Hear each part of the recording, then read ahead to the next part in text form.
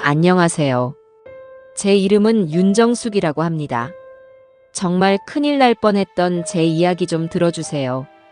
저는 스스로 복이 많은 사람이라고 생각하며 살아왔어요. 과묵하지만 저와 아들만큼은 세상 누구보다 아끼는 남편 오지철 씨를 만나 평생을 기댔고 속 한 번 썩이지 않고 반듯하게 자라준 아들 오도현은 제 삶의 가장 큰 자랑이었죠. 그런 아들이 김남이라는 그림같이 예쁜 아이를 데려와 제 며느리가 되었을 때 저는 세상을 다 가진 것 같았습니다. 이만하면 됐다. 내 인생 참 후회 없이 잘 살았다. 매일 밤 잠자리에 들며 감사 기도를 올릴 정도였으니까요. 특히나 눈에 넣어도 아프지 않을 손주 하준이가 태어난 뒤로는 하루하루가 웃음꽃 필일의 연속이었습니다. 제 삶은 잔잔한 호수처럼 평온했고 그 행복이 영원할 것이라고 굳게 믿었습니다. 파도가 한 번도 쳐본 적 없는 호수는 아주 작은 돌멩이 하나에도 얼마나 크게 요동치는지 그때는 미처 몰랐던 겁니다. 며칠 전에 일요일 오후도 여느 때와 같이 평화로웠습니다. 저는 거실 소파에 앉아 이제 막 한글을 떼기 시작한 하준이가 삐뚤빼뚤한 글씨로 제 이름 석자를 쓰는 모습을 기특하게 바라보고 있었죠. 며느리 나미는 그런 저희 곁에서 과일을 예쁘게 깎아 접시에 담아내고 있었습니다. 사과를 토끼 모양으로 만들어 하준이 입에 넣어주는 모습을 보고 있자니 절로 엄마 미소가 지어졌어요. 어머님, 포도 좀 더 드세요. 요즘 포도가 철이라 그런지 아주 달고 맛있네요. 나미는 언제나 저와 남편을 살뜰히 챙겼습니다. 철마다 보약이며 옷가지를 해오는 것은 물론이고 주말이면 어김없이 찾아와 집안 구석구석을 자기 집처럼 돌봤죠. 싹싹하고 애교 많은 성격 덕에 동네 어르신들의 칭찬도 자자했습니다. 저를 만나는 사람마다 윤 여사는 며느리를 딸처럼 보는 게 아니라 아주 친딸을 들였어라며 부러움을 감추지 못했어요. 그러면 저는 손사래를 치면서도 어깨가 으쓱해지는 것을 어쩔 수 없었습니다. 제게 나미는 며느리가 아니라 정말 하늘이 내려준 막내딸 같은 존재였으니까요. 그때 현관문이 열리며 아침 운동을 나갔던 남편이 들어왔습니다. 우리 강아지 와 있었네. 할애비 왔다. 남편은 무뚝뚝한 사람이라 표현은 서툴렀지만 하준이를 보는 눈에서는 꿀이 뚝뚝 떨어졌습니다. 나미는 그런 남편을 보고 버선발로 뛰어나가 외투를 받아들고 미리 따라놓은 시원한 물 한 잔을 건넸습니다. 아버님 다녀오셨어요? 날이 좋은데 운동할 만 하셨어요? 그럼. 자네도 같이 갔으면 좋았을 것을.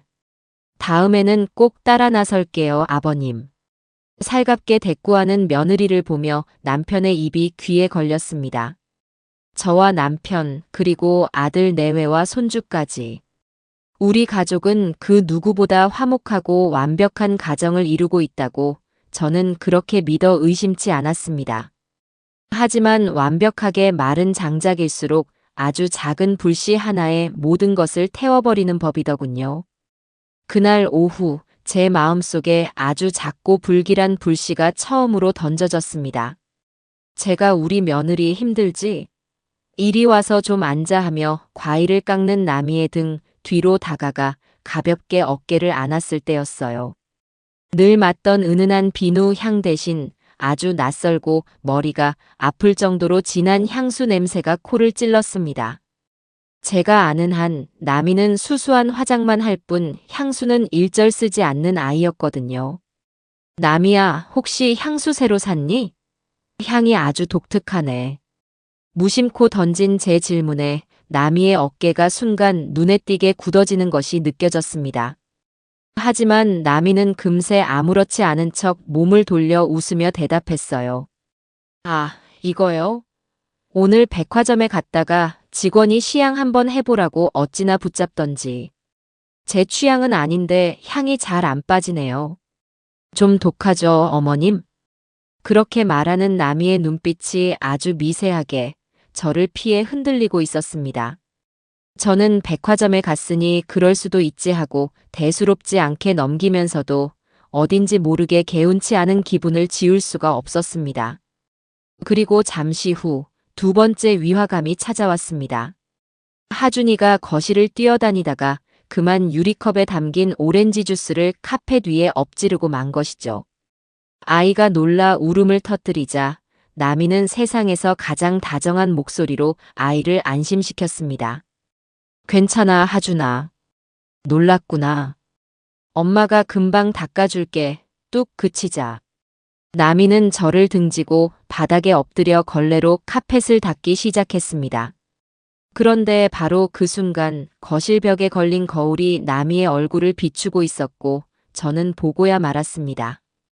거울 속에 비친 며느리의 표정은 제가 아는 얼굴이 아니었습니다. 아이를 향한 걱정이나 사랑은 온데간데 없고 모든 것이 귀찮다는 듯한 차가운 짜증과 냉소가 그 얼굴에 얼어붙어 있었어요. 미간을 잔뜩 찌푸린 채 신경질적으로 카펫을 문지르는 그 모습은 제가 한 번도 본 적 없는 완전히 낯선 타인의 얼굴이었습니다. 그러다 몸을 일으켜 저를 돌아보는 순간 그녀는 언제 그랬냐는 듯 가면을 바꿔 썼습니다. 다시 온화하고 인자한 미소가 그녀의 얼굴에 걸려 있었죠. 어머님, 제가 세탁소에 맡길 테니 걱정 마세요. 저는 아무 말도 할 수 없었습니다. 그저 고개만 끄덕였죠. 내가 헛것을 본 걸까? 내가 나이가 들어 우리 착한 며느리를 괜히 의심하는 걸까? 저는 애써 그렇게 생각하며 불안한 마음을 억지로 눌렀습니다. 그날은 그렇게 아슬아슬하게 지나갔습니다. 그리고 며칠이 흘렀습니다. 그날 오후에 느꼈던 서늘한 감각들은 바쁜 일상 속에서 그저 제가 예민해서 생긴 해프닝일 뿐이라고 그렇게 스스로를 다독이며 애써 잊어가고 있었죠. 마침 주말이 되었고 아들 내외는 부부 동반으로 참석해야 할 중요한 모임이 있다며 하준이를 저희 집에 맡기고 갔습니다. 모처럼 손주와 오붓한 시간을 보낼 생각에 제 마음은 들떠 있었어요. 그런데 오후 내내 잘 놀던 하준이가 저녁 무렵부터 시무룩해지더니 급기야 눈물을 뚝뚝 흘리기 시작했습니다. 새로 나온 공룡 로봇 장난감을 자기 방에 두고 왔다며 그걸 꼭 가지고 놀아야겠다는 것이었죠. 아이를 달래봐도 막무가내였습니다. 결국 저는 남편에게 내가 도현이네 집에 가서 하준이 장난감만 얼른 가지고 올게 하고는 아들 내외가 비상용으로 맡겨두었던 현관문 비밀번호를 누르고 집 안으로 들어섰습니다. 아무도 없는 아들 내외의 집은 낯설 정도로 고요했습니다. 대낮인데도 커튼이 쳐진 거실은 어둑했고 식탁 위에는 아침을 급하게 먹고 나간 흔적이 그대로 남아 있었죠. 저는 곧장 하준이의 방으로 향했습니다. 아이 방은 언제나처럼 알록달록한 장난감들로 발 디딜 틈이 없었어요. 방 한 구석을 차지한 거대한 플라스틱 장난감 상자를 보자 저는 당연하다는 듯 그 앞에 무릎을 꿇고 앉았습니다. 하준이가 말한 공룡 로봇은 분명 이 안에 있을 테니까요. 뚜껑을 열자 온갖 로봇과 블록, 인형들이 뒤죽박죽 엉켜 있었습니다. 저는 대체 이걸 어디에 뒀을꼬 하고 혼잣말을 하며 장난감 더미를 하나하나 헤치기 시작했습니다. 손을 상자 깊숙이 넣어 휘젓고 있는데 손끝에 차갑고 딱딱한 물체가 닿았습니다. 플라스틱이나 헝겊과는 전혀 다른 매끄러운 가죽의 질감이었어요. 이게 뭐지? 호기심이 동한 저는 다른 장난감들을 헤치고 그것을 조심스럽게 꺼내 들었습니다. 제 손에 들려 나온 것은 검은색 가죽으로 된 어른 손바닥 2개만 한 크기의 파우치였습니다. 겉에는 아무런 무늬도 없었고 지퍼에는 작은 자물쇠까지 채워져 있었죠. 하준이의 장난감 상자 안에 이런 어른 물건이 들어있을 리가 없었습니다. 저는 고개를 갸웃거리며 파우치를 이리저리 살펴보았습니다. 그런데 자세히 보니 자물쇠가 제대로 잠겨있지 않았습니다. 살짝 건드리자 달칵하는 소리와 함께 지퍼가 스르륵 열렸습니다. 저는 아무런 생각 없이, 정말 아무런 의심도 없이 무심코 그 파우치의 속을 들여다보았습니다. 그리고 그 순간 제 세상의 모든 소리가 멎었습니다. 시간은 얼어붙었고 제 심장은 바닥으로 곤두박질 치는 것 같았어요. 저는 그 자리에 얼어붙은 채 손에 들린 파우치 안을 그저 멍하니 내려다볼 뿐이었습니다. 파우치 안에는 제 상상을 아득히 뛰어넘는 것들이 들어 있었습니다. 가장 먼저 눈에 들어온 것은 여러 장의 사진이었어요. 한눈에 봐도 고급스러워 보이는 호텔방 혹은 외국의 휴양지로 보이는 곳을 배경으로 제 며느리 나미가 어떤 낯선 남자와 몸을 밀착한 채 웃고 있는 사진들이었습니다. 단순한 동료나 친구의 모습이 아니었어요. 서로를 바라보는 눈빛, 과감한 스킨십, 누가 봐도 깊은 관계의 연인들이었습니다. 사진 속 나미의 얼굴은 제가 단 한 번도 본 적 없는 완전히 다른 사람의 얼굴이었어요. 가족들 앞에서 보이던 순종적이고 다정한 모습은 온데간데 없고 세상을 다 가진 듯한 자신감과 교태가 넘치는 요염한 여자가 사진 속에서 웃고 있었습니다. 사진 밑에는 두툼한 편지 뭉치가 깔려 있었습니다. 떨리는 손으로 그중 하나를 집어 펼쳐보았어요. 나의 사랑하는 여왕님께 라고 시작하는 편지는 차마 입에 담기에도 민망할 정도로 노골적인 사랑 고백과 두 사람만의 은밀한 암호들로 가득 차 있었습니다. 편지를 쓴 남자는 사진 속의 그 남자였고 그는 나미를 단순한 연인이 아니라 마치 자신을 구원해줄 여신처럼 떠받들고 있었죠. 사진과 편지보다 더 저를 경악하게 만든 것은 그 밑에서 나온 또 다른 휴대전화였습니다. 우리 아들 도현이가 사준 최신형 스마트폰과는 다른 낡고 투박한 구형 모델이었어요. 비밀 휴대전화. 저는 직감했습니다.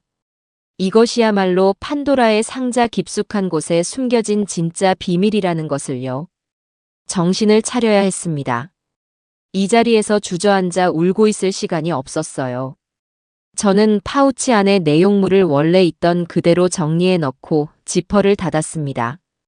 그리고는 제가 찾으러 왔던 하준이의 공룡 로봇을 찾아 들고 아무 일도 없었다는 듯 아들의 집을 빠져나왔습니다. 집으로 돌아오는 내내 제 머릿속은 지옥이었습니다. 수만 가지 생각이 폭풍처럼 몰아쳤죠. 저 여자는 대체 누구인가? 내 아들은, 내 손주는 저 여자의 정체를 알고 있는가? 나는 이제 어떻게 해야 하는가? 집에 도착하자 하준이가 저를 보고 달려나왔습니다. 저는 아무 일도 없었다는 듯 웃으며 아이에게 장난감을 건네주었지만 제 등 뒤로는 식은땀이 흐르고 있었어요. 그날 밤 저는 남편이 잠든 것을 확인하고 나서야 서재로 들어가 문을 잠갔습니다. 그리고는 낮에 아들의 집에서 몰래 가지고 나온 그 검은 파우치를 책상 위에 올려놓았어요. 이제는 확인해야 했습니다. 이 끔찍한 진실의 끝이 어디인지. 저는 파우치 안에 비밀 휴대전화를 꺼내 전원 버튼을 눌렀습니다. 다행히 배터리는 남아 있었고 잠금 패턴도 설정되어 있지 않았어요. 화면이 켜지고 저는 메시지 한부터 열어보았습니다. 그 안에는 제 상상을 초월하는 또 다른 지옥이 펼쳐져 있었습니다. 사진 속 남자 외에도 수많은 남자들과 주고받은 메시지들이 끝도 없이 이어졌어요. 그 내용은 연인들의 대화가 아니었습니다. 돈, 투자, 계약, 사업. 모든 대화의 끝에는 거액의 돈이 얽혀 있었죠. 나미는 그 남자들에게 자신을 각각 다른 이름과 직업으로 소개하고 있었습니다. 유능한 재력가, 해외 펀드 매니저, 상속받은 재산이 많은 미망인 등등. 저는 그제야 깨달았습니다. 이건 단순한 외도나 불륜의 문제가 아니라는 것을요. 제 며느리는, 우리 가족이 아는 김나미는 애초에 존재하지 않는 사람이었습니다. 그녀는 여러 개의 얼굴을 가진 전문 사기꾼이었던 겁니다. 온몸에서 피가 빠져나가는 기분이었습니다. 손끝이 차갑게 식고 숨을 쉬기조차 힘들었어요.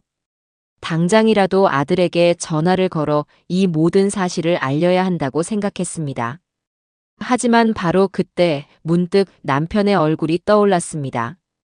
평생을 범죄자들과 싸워온 전직 형사. 이성적이고 냉철한 판단력을 가진 사람. 지금 이성을 잃은 저와는 달리 남편이라면 이 상황을 어떻게 헤쳐나가야 할지 가장 정확한 답을 알고 있을 거란 생각이 들었죠. 저는 휴대전화의 전원을 끄고 모든 증거물들을 다시 파우치에 담았습니다.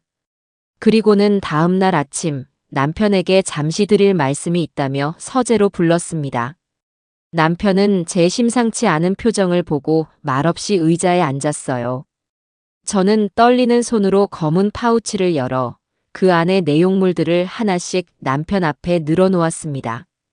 여보, 나 무서워서 손이 다 떨려요. 우리가 알던 그 상냥하고 착했던 나미가 그 아이가 아니었어요. 대체 이게 다 무슨 일이래요? 그럼 우리 도현이는, 우리 순진한 아들은 저 여자의 거짓말에 놀아나고 있었다는 거잖아요. 우리 하준이는요? 저런 여자를 엄마라고. 여보, 나 정말 어떡하면 좋아요? 제 목소리는 공포와 배신감으로 형편없이 갈라져 나왔습니다. 남편은 말없이 제게 다가와 떨리는 두 손을 따뜻하게 감싸 주었어요. 그 온기에 터져나오려는 울음을 간신히 삼킬 수 있었습니다. 진정해요, 여보. 당신이 지금 흔들리면 안 돼. 일단 여기에 앉아서 내 얘기부터 차분히 들어봐. 남편은 저를 의자에 앉히고는 책상 위에 흩어진 증거물들을 하나씩 집어들었습니다. 그의 눈빛은 더 이상 은퇴한 노인의 평온한 눈빛이 아니었어요. 수십 년간 흉악범들을 상대해 온 날카롭고 예리한 형사의 눈빛으로 돌아와 있었습니다. 우선 이 사진들부터 봐요. 배경이 전부 최고급 호텔 스위트룸 아니면 해외의 고급 리조트야. 옷차림도 평범한 사람들이 입는 옷이 아니지.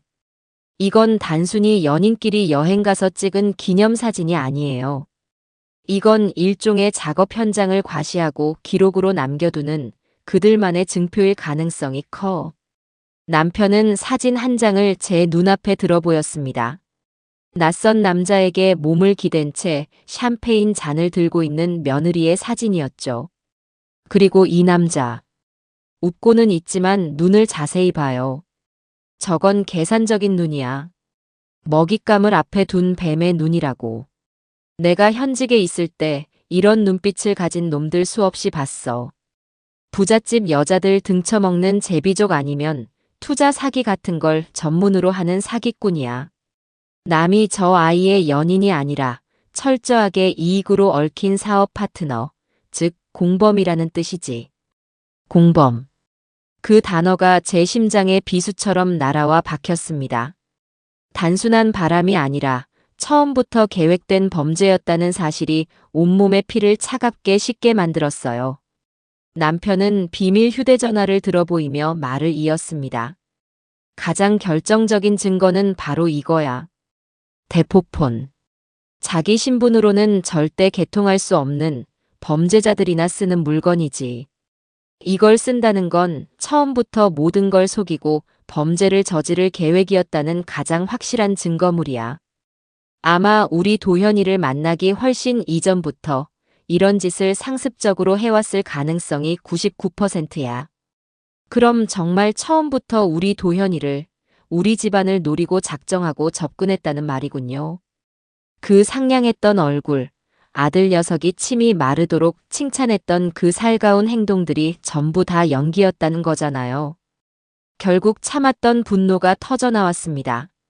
착하고 순한 제 아들의 얼굴이 떠올라 심장이 갈갈이 찢어지는 것 같았어요. 어떻게 사람이 그럴 수가 있어요? 자기 남편을, 자기 자식의 아비를 완벽하게 속이고 뒤에서는 저런 짓을. 용서 못해. 저 악마 같은 것 절대로 용서 못해요. 바로 그거야, 여보. 용서하면 안 돼. 절대로. 남편의 목소리가 얼음장처럼 차가워졌습니다. 하지만 지금 당장 도현이에게 이 사실을 알리고 저 여자의 멱살을 잡으러 달려가는 건 저 여자가 가장 바라는 그림이야. 증거를 인멸하고 오히려 자기가 의심받았다며 눈물로 동정심을 사면서 빠져나갈 기회만 주는 거라고. 그렇게 멍청하게 당해줄 수는 없지.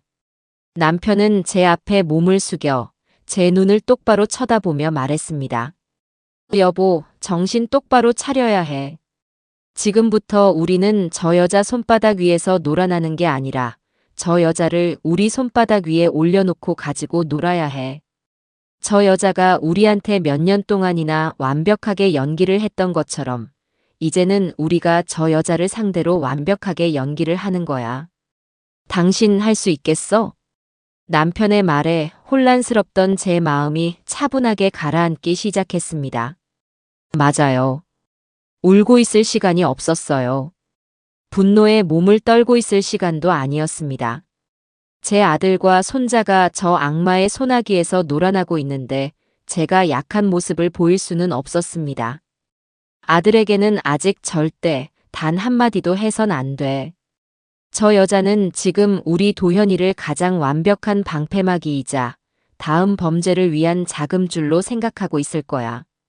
아들이 먼저 이 사실을 알게 되면 순진한 우리 아들은 분명 저 여자의 눈물 연기에 다시 속아 넘어가거나 혼란스러워하며 이를 그르칠 가능성이 높아. 일단 우리가 조용히 저 여자의 뒤를 캐는 거야.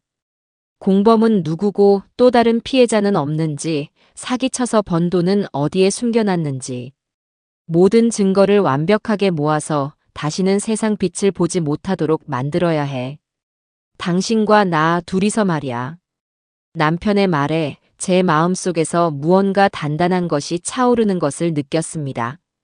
두려움과 슬픔이 있던 자리에 차가운 분노와 강철 같은 결심이 들어서기 시작했어요.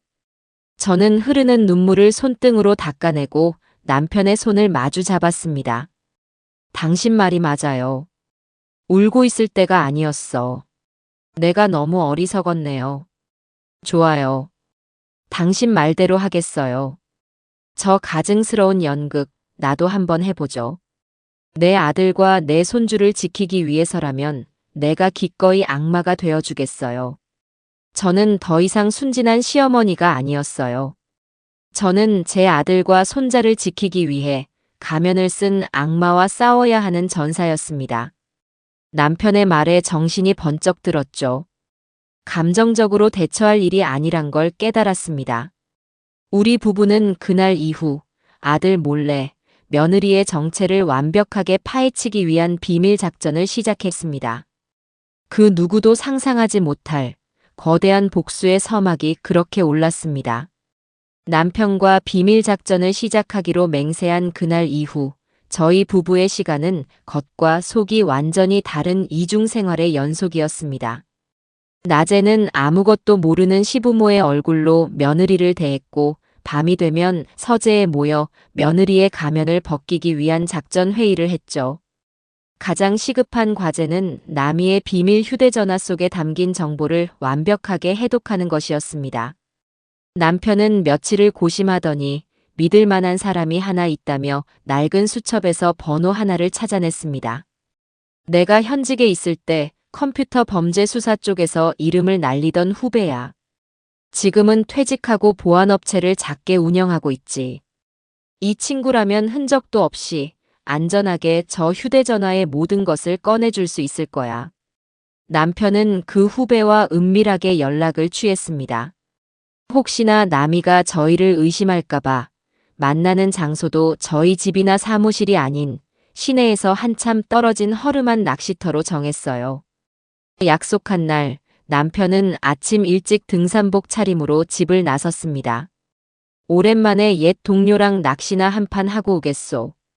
며느리가 혹시라도 들을까 일부러 현관에서 큰 소리로 말하는 남편의 모습은 정말이지 완벽한 연기였습니다. 저는 집에서 초조하게 남편을 기다렸습니다. 1시간, 2시간. 시간이 흐를수록 온갖 불길한 생각이 머릿속을 헤집어 놓았어요. 혹시나 며느리가 남편의 뒤를 밟은 건 아닐까, 휴대전화를 분석하다가 모든 기록이 지워져 버리면 어쩌나. 피가 마르는 것 같은 시간이었습니다. 해가 저물고 저녁이 되어서야 남편은 돌아왔습니다. 평소와 다름없이 피곤한 기색이었지만 제게만 들릴 듯한 목소리로 나지막이 말했죠. 성공했소. 오늘 밤 서재에서 봅시다. 그날 밤 남편이 제 앞에 펼쳐놓은 것은 USB 하나와 수십 장에 달하는 출력물이었습니다. 휴대전화 속의 모든 통화 기록과 문자 메시지, 사진, 그리고 정체불명의 앱에 저장된 내용까지 모든 것이 담겨 있었어요. 남편의 후배는 휴대전화를 완벽하게 복제한 뒤 저희가 건넨 원본은 다시 돌려주었습니다. 남이가 혹시라도 분실 사실을 깨닫고 원격으로 정보를 삭제할 경우를 대비한 것이었죠. 정말이지 셔틈없는 준비였습니다. 저희 부부는 밤이 깊어가는 줄도 모르고 그 자료들을 파헤치기 시작했습니다. 보면 볼수록 경악을 금치 못할 내용들이 쏟아져 나왔어요. 문자 메시지 함에는 사진 속 공범뿐만 아니라 최소 대여섯 명 이상의 남자들과 연락을 주고받은 기록이 있었습니다. 남이는 상대에 따라 자신의 이름과 나이, 직업을 자유자재로 바꾸며 그들의 환심을 사고 있었어요. 어떤 남자에게는 부모에게 물려받은 막대한 유산을 관리하는 재력가 행세를 했고, 또 다른 남자에게는 남편과 사별하고 아이를 홀로 키우는 비련의 여주인공이 되어 있었습니다. 세상에 여보, 이것 좀 봐요. 이건 거의 소설가 수준이잖아요. 소설이 아니지. 이건 철저하게 계산된 사기 시나리오야. 남편이 가리킨 곳은 메모라고 적힌 앱이었습니다. 그 안에는 남이가 작업 대상으로 분류해 놓은 남자들의 신상 정보가 빼곡하게 정리되어 있었어요. 이름, 나이, 직업, 재산 규모는 물론이고 성격상의 약점이나 개인적인 고민까지 상세하게 기록되어 있었습니다. 마치 사냥꾼이 사냥감의 습성을 분석해 놓은 사냥 일지 같았죠. 그리고 각 이름 밑에는 1차 투자금 입금 완료, 부동산 명의 이전 유도 중, 가족관계 정리 후 최종 작업 예정 등 현재 진행 상황까지 꼼꼼하게 적혀 있었습니다. 제 아들 도현이의 이름도 그 명단에 있었습니다. 오도현 순진하고 어머니에 대한 의존도가 높음. 현재 최종 단계 진입. 보유 부동산 및 예금 전체를 투자금으로 전환 유도 중. 그 글자를 보는 순간 저는 온몸에 피가 역류하는 듯한 분노에 휩싸였습니다. 저는 태연하게 정말 아무렇지도 않게 행동해야만 했습니다. 며칠 뒤 주말을 맞아 아들 내외가 집으로 찾아왔을 때 저는 드디어 첫 번째 미끼를 던지기로 결심했어요. 식사를 마치고 다 함께 과일을 먹는 자리였습니다. 저는 마치 문득 생각났다는 듯이 한숨을 쉬며 말했습니다. 아이고, 내 친구 영숙이 말이야. 얼마 전에 남편을 먼저 보냈는데 요즘 통 기운이 없어서 걱정이야. 남편이 평생 일군 사업체를 물려받아서 돈은 산더미처럼 쌓아놓고 있는데 정작 기댈 데가 없으니 외로워서 어쩔 줄을 모르더라고. 제 말에 다른 가족들은 안 됐네요 하며 위로를 건넸지만 저는 남이의 눈빛이 순간 예리하게 번뜩이는 것을 놓치지 않았습니다. 남이는 그날따라 유독 제 곁에 붙어서는 아주 자연스럽게 그 영숙이라는 친구에 대한 이야기를 다시 꺼냈어요. 어머님, 그 친구분은 자제분은 없으세요? 그렇게 재산이 많으시면 옆에서 나쁜 의도로 접근하는 사람도 많을 텐데 걱정되시겠어요. 그러게 말이다. 자식도 없이 혼자라 더 걱정이지. 사람이 너무 착하고 순진해서 누가 옆에서 조금만 잘해주면 온 마음을 다 주는 아이인데. 내가 옆에서 잘 지켜봐야지 별 수 있겠니? 저는 일부러 순진하다, 돈이 많다, 혼자다라는 정보들을 강조해서 흘렸습니다. 아니나 다를까 남이는 그 미끼를 덥석 물었습니다. 어머님, 혹시 그 친구분 재테크나 투자 같은 데에는 관심 없으세요? 제가 아는 분 중에 아주 유능한 투자 전문가가 있는데 제가 한번 연결해드려도 좋을 것 같아서요. 어머님 친구분이니 제가 더 신경 써서 알아봐 드릴게요. 역시나. 저는 속으로 쾌재를 불렀습니다. 하지만 겉으로는 아이고 됐다. 그런 건 함부로 하는 거 아니야.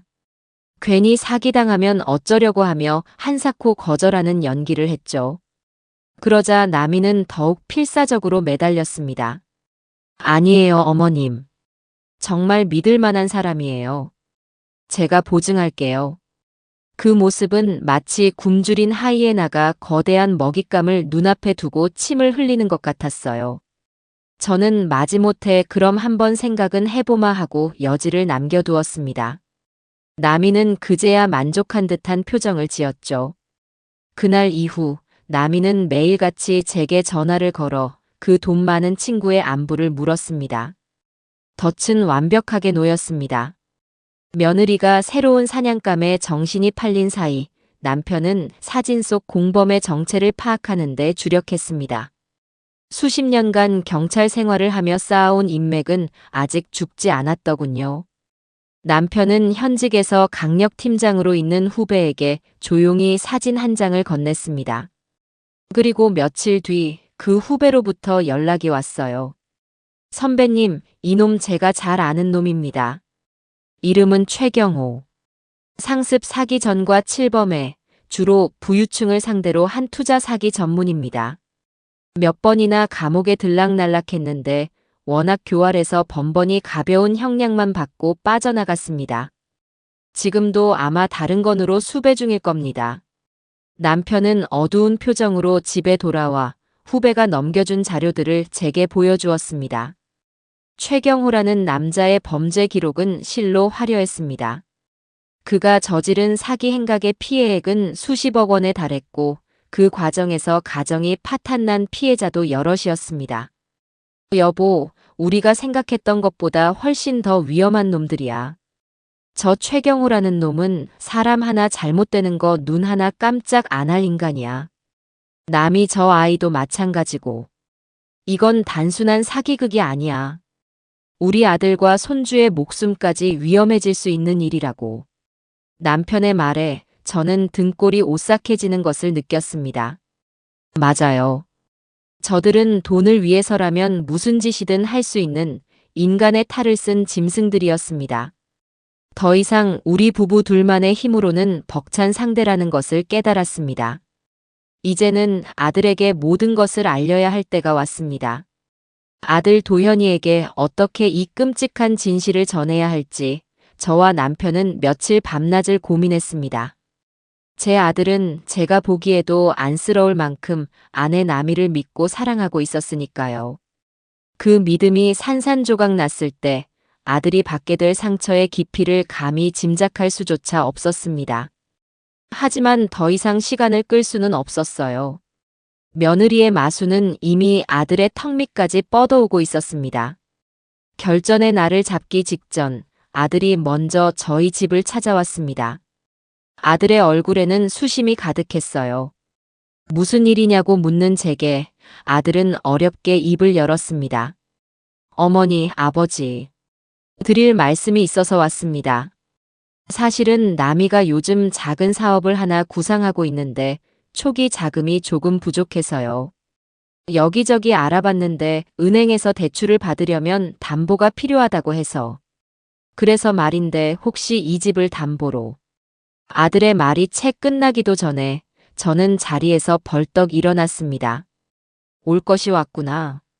나미가 드디어 아들을 앞세워 우리 집 재산을 통째로 삼키려 드는구나. 온몸의 피가 차갑게 식는 것 같았어요. 안 된다.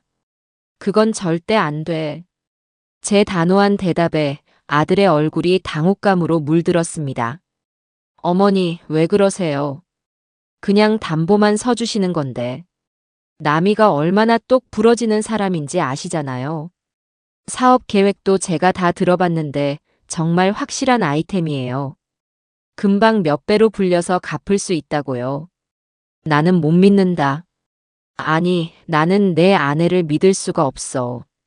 저는 저도 모르게 속마음을 내뱉고 말았습니다. 아들은 제 말에 큰 충격을 받은 듯 보였어요. 어머니, 지금 그게 무슨 말씀이세요? 어떻게 며느리를 그렇게 못 믿으세요?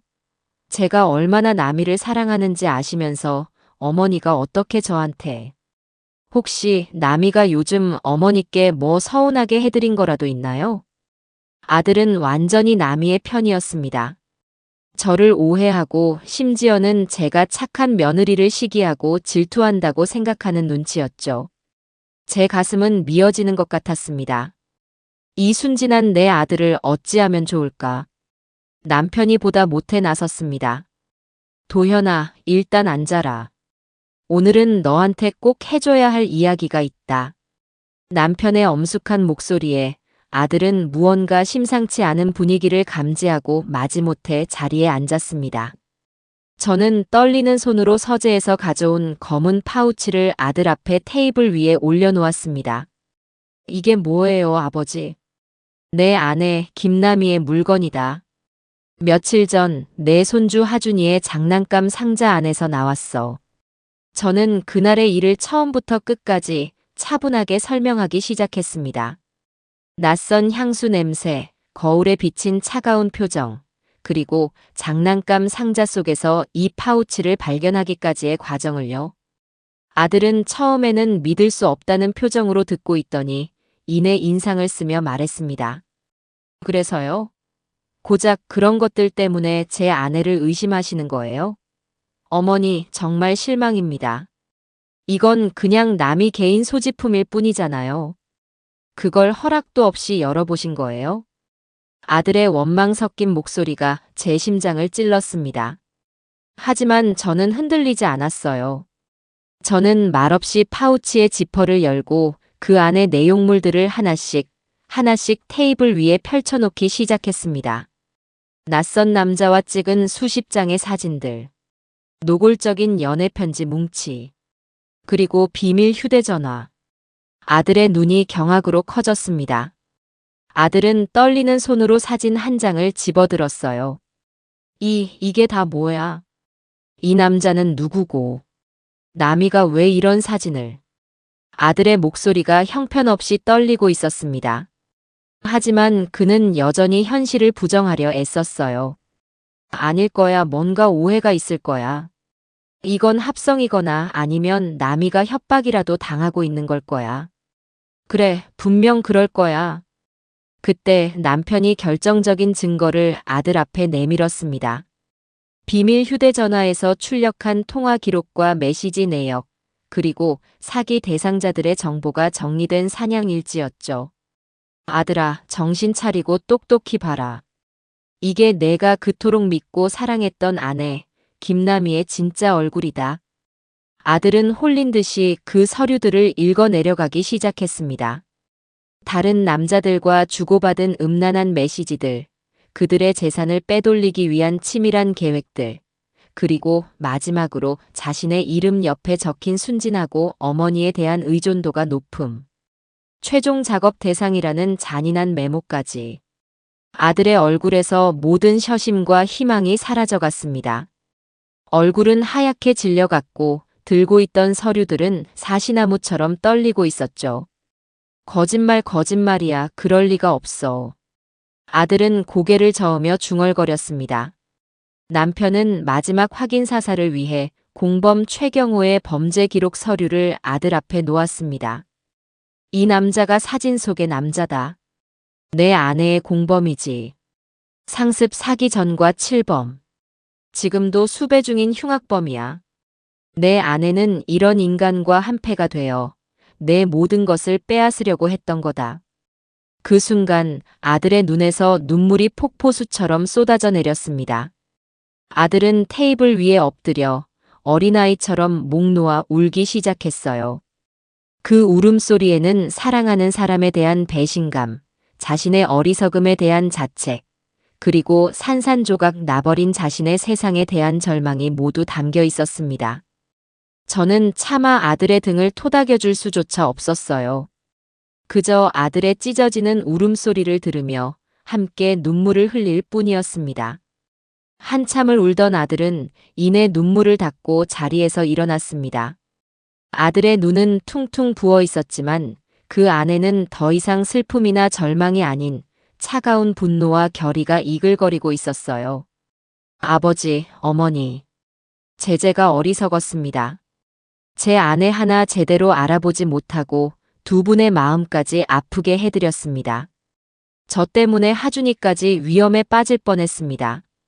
아들은 저희 앞에 무릎을 꿇었습니다. 그리고는 고개를 숙인 채 떨리는 목소리로 말했어요. 이제 어떻게 하면 좋습니까? 아버지, 저 여자와 그 공범놈을 제 손으로 벌받게 할 수만 있다면 뭐든지 하겠습니다. 제게 길을 알려주십시오. 이제부터는 저도 두 분의 공모자입니다. 아들은 더 이상 순진한 피해자가 아니었습니다.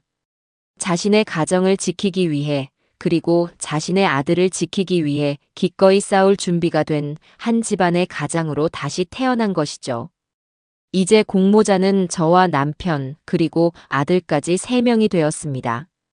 우리는 그날 밤 서로의 손을 맞잡고 악마를 사냥하기 위한 마지막 계획을 세우기 시작했습니다. 아들이 우리 편으로 합류하면서 복수를 위한 계획은 급물살을 타기 시작했습니다. 이제 우리는 며느리 나미의 가장 가까운 곳에 가장 강력한 첩보원을 심어놓은 셈이었으니까요.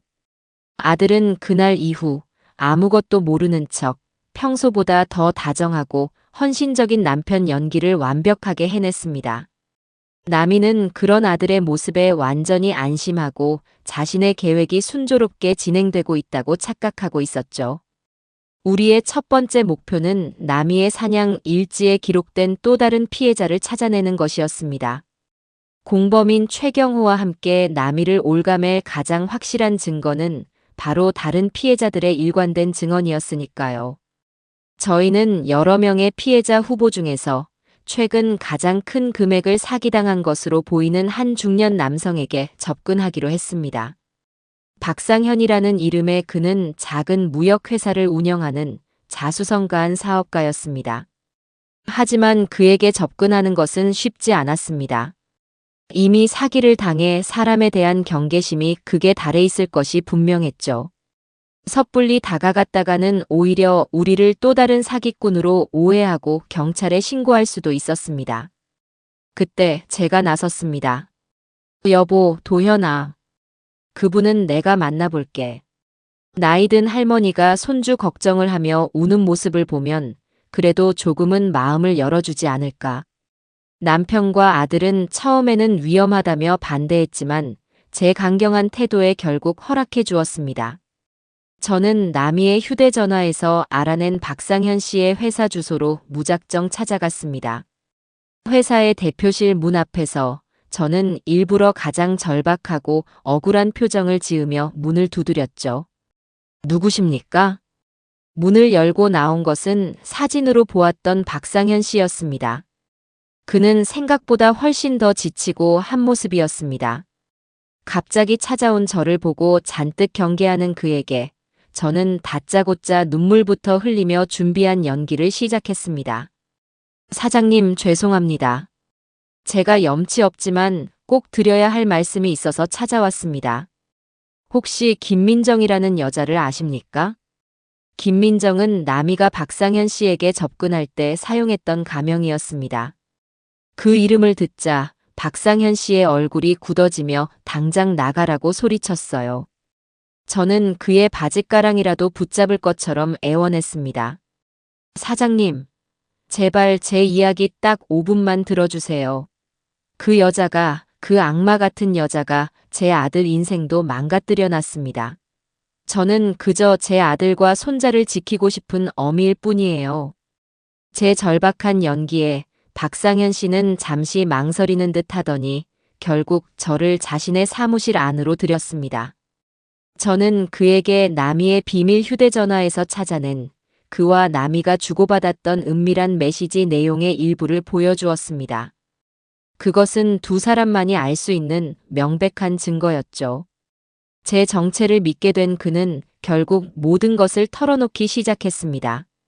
아내와 사별하고 외롭게 지내던 자신에게 나미가 우연을 가장해 접근했고 그의 전 재산을 노리고 투자 사기를 벌였다는 이야기였습니다.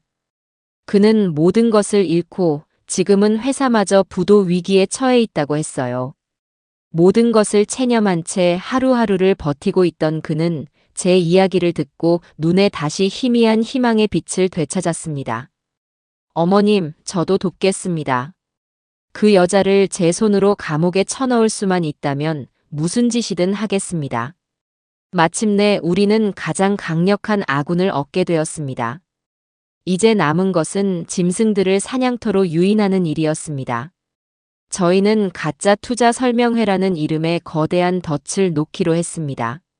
남편은 자신의 형사 시절 후배 중 지금은 퇴직하고 작은 사업체를 운영하며 꽤 성공한 친구에게 도움을 청했습니다.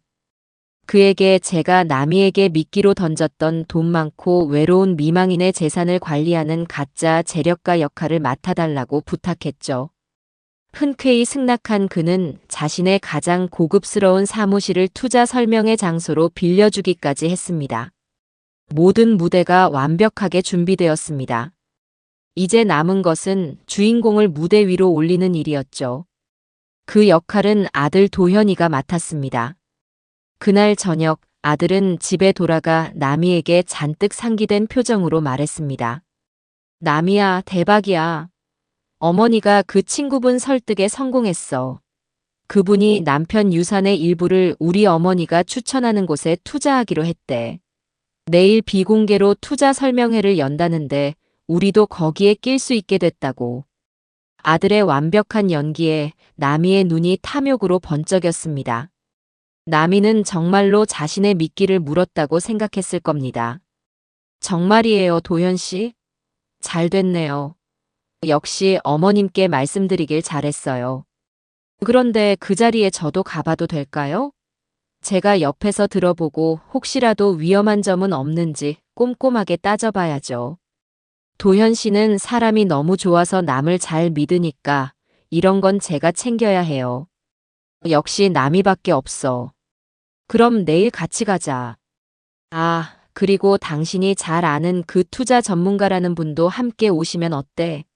여러 사람이 함께 검토하면 더 확실하잖아. 아들은 결정적인 한 수를 던졌습니다. 공범인 최경욱까지 함께 끌어들이기 위한 것이었죠. 남이는 조금도 의심하지 않고 그게 좋겠네요. 라며 고개를 끄덕였습니다. 그리고는 즉시 어딘가로 전화를 걸어 낮은 목소리로 내일의 계획을 속삭이기 시작했어요. 모든 것은 저희가 짜놓은 각본대로 완벽하게 흘러가고 있었습니다. 마침내 내일이면 이 길고 지독한 연극의 마지막 막이 오를 것이었습니다. 결전의 날, 아침 해가 밝았습니다. 저는 밤새 한숨도 자지 못했지만 정신은 오히려 얼음물에 담근 듯 차갑고 맑았습니다. 오늘이면 이 모든 지긋지긋한 연극이 끝난다. 오늘이면 내 아들과 손주를 저 악마의 소나기에서 구해낼 수 있다. 그 생각 하나만이 제 머릿속을 가득 채우고 있었죠. 부엌으로 나가니 남편 역시 잠을 설쳤는지 평소보다 이른 시간에 식탁에 앉아 신문을 보고 있었습니다. 하지만 그의 눈은 신문이 아닌 허공의 한 점을 응시하고 있었어요. 남편과 저는 말없이 눈빛을 교환했습니다. 그 눈빛 속에는 수십 년을 함께 살아온 부부만이 나눌 수 있는 굳건한 믿음과 비장한 각오가 담겨 있었습니다. 여보, 아침 드세요. 오늘 긴 싸움을 하려면 든든하게 먹어둬야 해요. 저는 애써 평소와 다름없는 목소리로 말하며 따뜻한 밥과 국을 남편 앞에 놓았습니다. 남편은 말없이 수저를 들었죠. 그날 아침 우리 부부의 식탁에는 무거운 침묵만이 흘렀습니다. 하지만 그 침묵은 어색하거나 불안한 침묵이 아니었어요. 폭풍전야의 고요함, 거사를 앞둔 동지들 간의 단단한 연대감 같은 것이었습니다. 식사를 마친 남편은 외출 준비를 하며 제게 나지막이 말했습니다. 모든 준비는 끝났소. 내 후배 녀석, 연기 하나는 기가 막히니 걱정 말고. 곳곳에 우리 사람들도 다 배치해뒀으니 당신과 도현이는 그저 앉아서 저것들이 제 발로 불구덩이에 걸어 들어오는 걸 지켜보기만 하면 돼. 알아요. 당신을 믿어요. 오전 10시 아들에게서 짧은 메시지가 도착했습니다. 어머니, 저희 지금 출발합니다. 저는 심호흡을 한번 하고 약속 장소로 가기 위해 옷을 갈아입었습니다. 오늘을 위해 제가 고른 옷은 평소 즐겨 입던 수수한 옷이 아닌 짙은 남색의 정장이었어요. 제 인생에서 가장 중요한 싸움에 나가는 장수의 갑옷과도 같은 옷이었습니다. 약속 장소는 남편 후배의 회사 사무실이었습니다.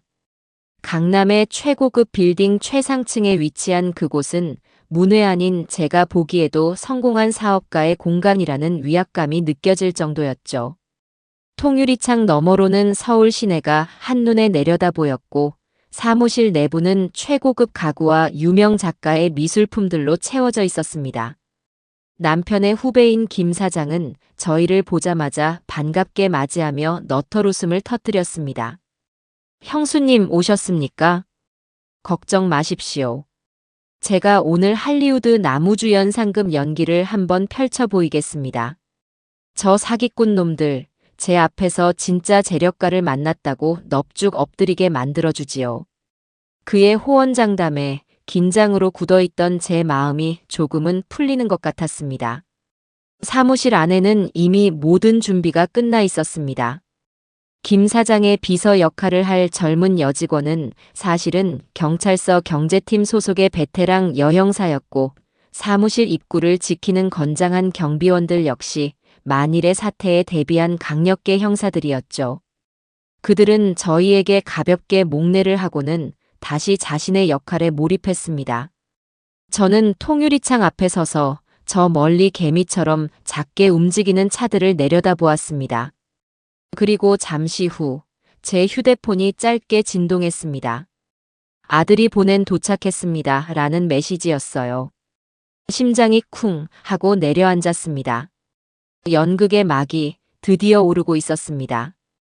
잠시 후 비서 역할을 맡은 여형사가 인터폰을 받고는 나지막이 말했습니다.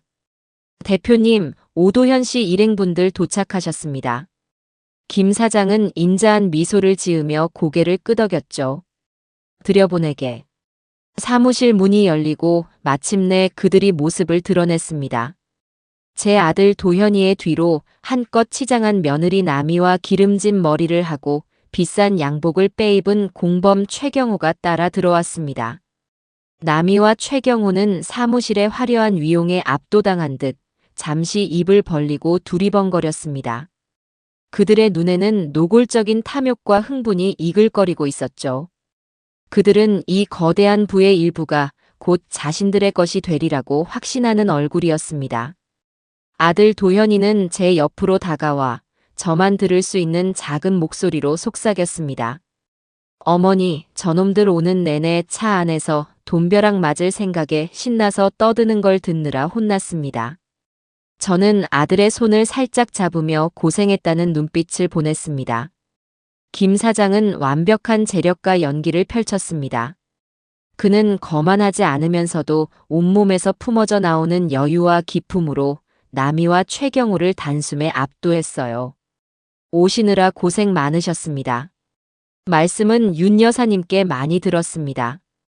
이쪽이 윤 여사님께서 그토록 칭찬하시던 며느님이시군요. 그리고 이쪽 신사분은? 나미가 냉큼 앞으로 나서며 최경호를 소개했습니다. 대표님, 처음 뵙겠습니다. 김남이라고 합니다. 이쪽은 제 사업 파트너이자 국내 최고의 투자 분석가이신 최경호 이사님이세요. 어머님 친구분의 중요한 자산을 다루는 일이라 제가 혹시나 하는 마음에 전문가분을 모시고 왔습니다. 투자 분석가. 저는 속으로 터져나오는 헛웃음을 간신히 참았습니다. 사기전과 칠범의 얼굴에 어쩜 저리 뻔뻔한 직함을 갖다 붙일 수 있을까요? 최경호는 기름진 미소를 지으며 김 사장에게 악수를 청했습니다. 만나 뵙게 되어 영광입니다, 대표님. 최경호라고 합니다. 대표님의 명성은 익히 들어 알고 있었습니다. 저희는 회의용 테이블에 둘러앉았습니다. 비서 역할을 맡은 여형사가 최고급 원두로 내린 커피를 각자의 앞에 놓았죠. 드디어 김 사장이 준비된 프레젠테이션을 시작했습니다. 스크린에는 일반인들은 알아듣기조차 힘든 전문 용어와 현란한 그래프들이 펼쳐졌습니다. 내용은 제주도 미개발 지역의 고급 리조트 건설 사업에 대한 것이었어요. 물론 모든 것은 경찰 경제팀과 남편이 머리를 맞대고 만들어낸 가짜 프로젝트였습니다. 하지만 그 내용은 너무나도 구체적이고 사실적이어서 사기꾼인 남이와 최경호조차도 진짜라고 믿을 수밖에 없게끔 정교하게 설계되어 있었죠. 보시다시피 이 사업은 현재 극비리에 진행 중인 국책 사업과도 연관이 되어 있습니다. 정보가 밖으로 새어나가기 전에 소수의 VVIP 투자자들에게만 기회를 드리는 겁니다. 투자 원금의 최소 5배 수익을 보장합니다. 물론 리스크는 제로에 가깝지요. 김 사장의 자신감 넘치는 설명에 남이와 최경호는 완전히 홀린 듯한 표정이었습니다. 그들은 서로 눈빛을 교환하며 거대한 월척을 낚았다는 신호를 주고받는 듯 했어요. 프레젠테이션이 끝나자 최경호가 전문가인 척하며 몇 가지 날카로운 질문을 던졌습니다. 하지만 김 사장은 당황하는 기색 없이 오히려 그 질문의 허점을 파고들며 막힘없이 대답해 나갔죠. 몇 번의 문답이 오가자 최경호는 자신의 지식이 바닥났다는 것을 깨닫고 입을 다물어 버렸습니다. 이제 마지막 단계만이 남았습니다. 김 사장은 비서에게 눈짓을 했고 비서는 두툼한 투자 계약서 뭉치를 테이블 위에 올려놓았습니다. 자, 그럼 계약을 진행해 볼까요? 오늘 이 자리에서 바로 계약하시는 분들에게는 특별히 추가 수익 지분을 배정해 드릴 생각입니다. 물론 투자금은 계약과 동시에 제법인 계좌로 바로 입금해 주셔야 합니다. 그 말에 남이의 얼굴이 환하게 밝아졌습니다. 남이는 제게 몸을 돌려 간절한 눈빛으로 말했어요. 어머님, 이건 정말 하늘이 주신 기회예요. 어머님 친구분께도 꼭 이 기회를 잡으라고 말씀해 주세요. 그리고 저희도 이 투자를 꼭 하고 싶습니다. 저는 마지못해 고개를 끄덕이는 연기를 했습니다. 아들 도현이는 옆에서 남이야. 너무 성급하게 결정하는 거 아니야?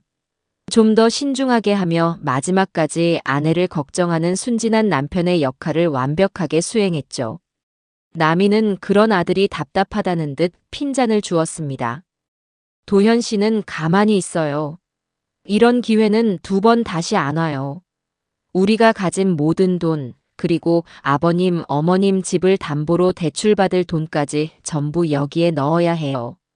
남이는 이성을 잃고 탐욕을 그대로 드러내고 있었습니다. 그녀는 최경호와 함께 계약서를 꼼꼼히, 아니 훑어보는 신용만 할 뿐이었죠. 그들의 머릿속에는 이미 수십억 원의 돈벼락을 맞을 생각만이 가득 차 있었을 겁니다. 마침내 남이가 결심한 듯 최고급 만년필을 집어들었습니다. 그녀의 인생을 나락으로 떨어뜨릴 마지막 서명을 하기 위해서였습니다. 제 심장이 미친 듯이 뛰기 시작했습니다. 그래, 어서 그 이름을 써. 그리고 네 지옥으로 꺼져버려. 남이가 계약서에 김남이 3글자를 적고 최경호가 그 옆에 자신의 이름을 나란히 적는 순간 모든 것이 끝났습니다. 그들이 만년필을 내려놓자마자 제 옆에 앉아있던 남편이 약속된 신호를 보냈습니다. 남편은 조용히 하지만 사무실 전체에 울릴 만큼 크게 헛기침을 한번 했어요. 콜록. 그 순간 사무실의 모든 풍경이 변했습니다. 비서 역할을 하던 여형사가 자리에서 일어나 차가운 목소리로 외쳤습니다. 움직이지 마. 서울지방경찰청이다. 동시에 경비원 복장을 하고 있던 형사 2명이 번개처럼 달려들어 남이와 최경호의 양팔을 뒤로 꺾어 제압했습니다. 사무실 곳곳에 배치되어 있던 직원처럼 보였던 다른 형사들도 일제히 일어나 그들을 포위했죠. 아, 이게 무슨 짓이야? 이거나. 남이와 최경호는 자신들에게 무슨 일이 일어났는지조차 파악하지 못한 채 비명을 지르며 발버둥 쳤습니다. 그제야 모든 것이 함정이었음을 깨달은 남이의 시선이 천천히 제게로 향했습니다. 그녀의 눈에는 믿을 수 없다는 경악과 배신감, 그리고 지독한 원망이 뒤섞여 있었습니다. 어머님, 이게 다 무슨...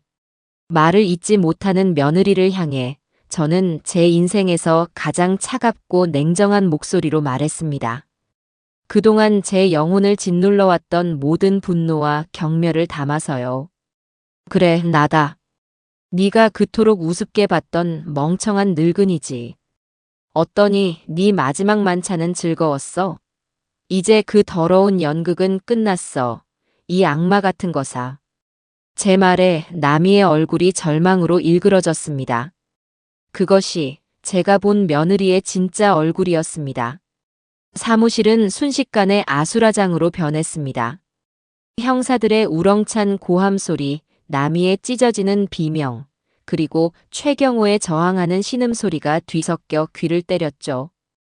은색 수갑이 철컥하고 채워지는 소리는 제게는 마치 승리를 알리는 축포 소리처럼 들렸습니다. 나미는 두 팔이 뒤로 꺾인 채 바닥에 무릎을 꿇려졌습니다. 조금 전까지 최고급 정장을 입고 우아하게 커피를 마시던 모습은 온데간데 없고 머리는 산발이 된 채 화장이 눈물과 범벅이 되어 흘러내리고 있었죠. 그녀의 가면은 그렇게 처참하게 무너져 내렸습니다.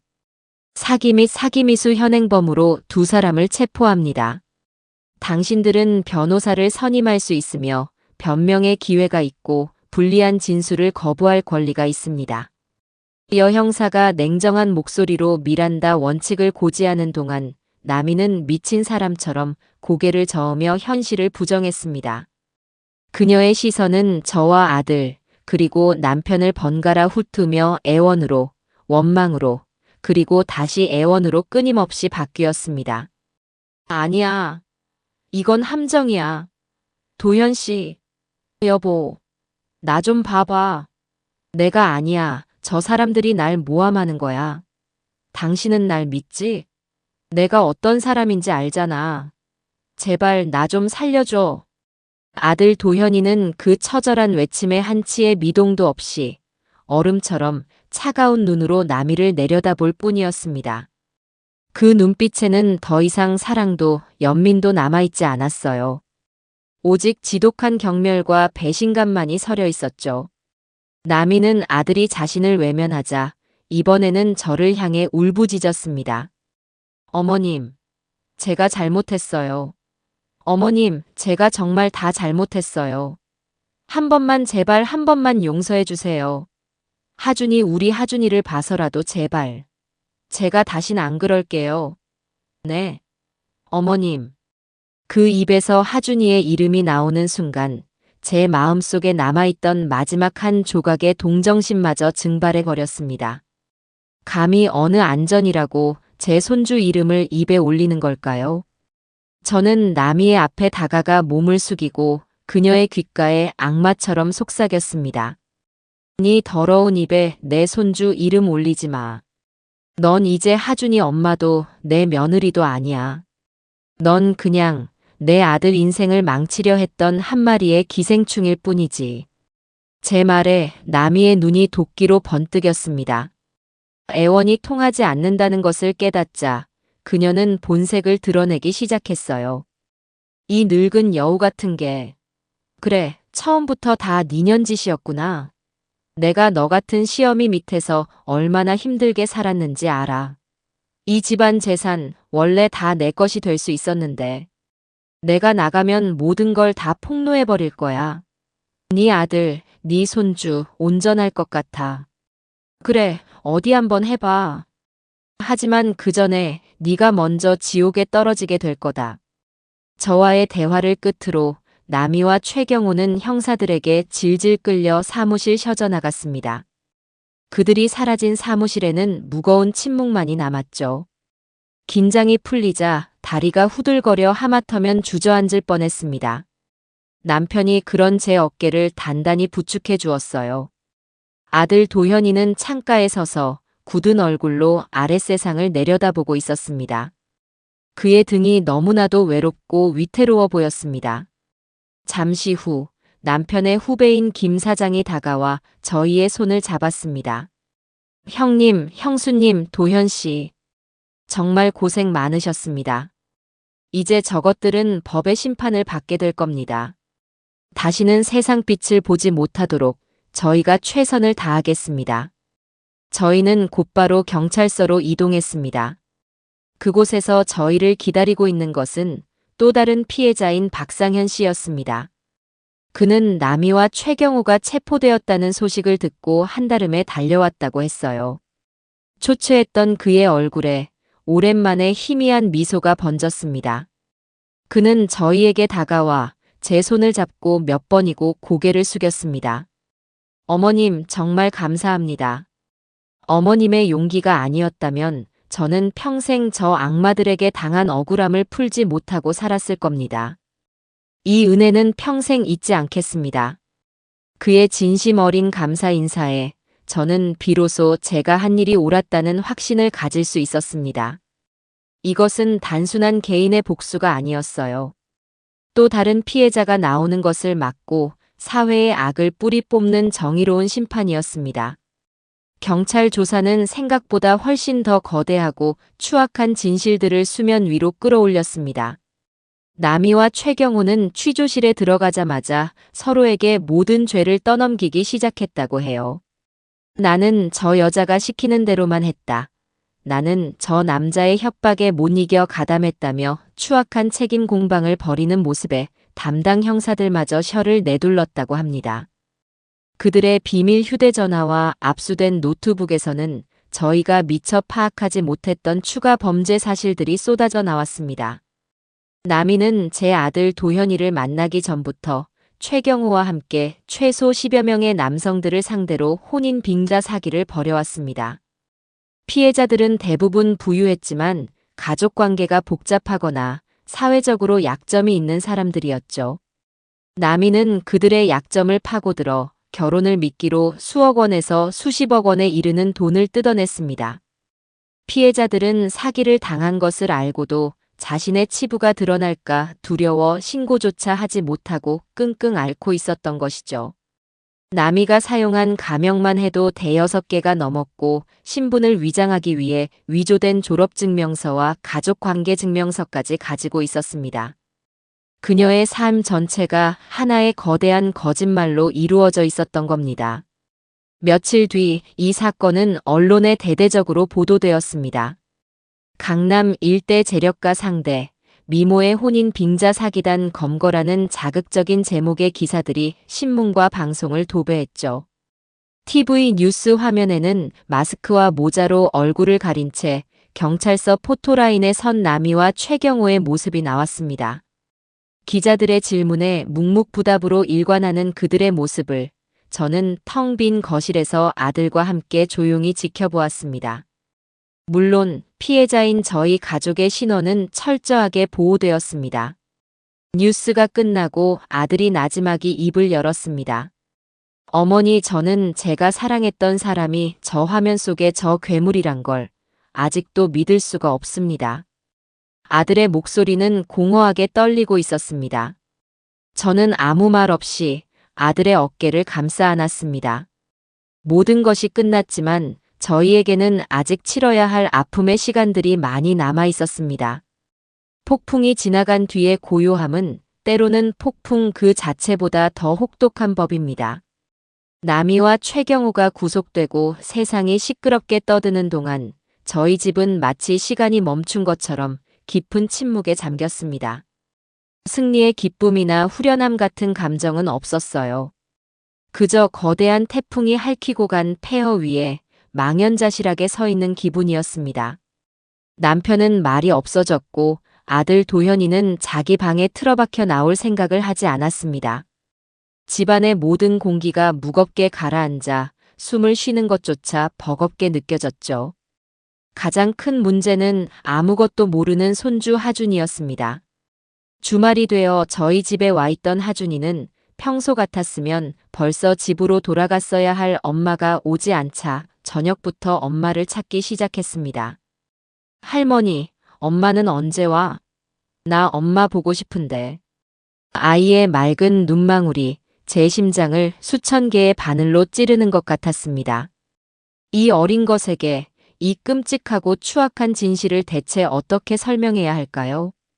내 엄마는 사기꾼이라서 지금 감옥에 있다고 그렇게 말할 수는 없는 노릇이었습니다. 저는 하준이를 품에 꼭 껴안고 제 인생에서 가장 힘들고 슬픈 거짓말을 해야만 했습니다.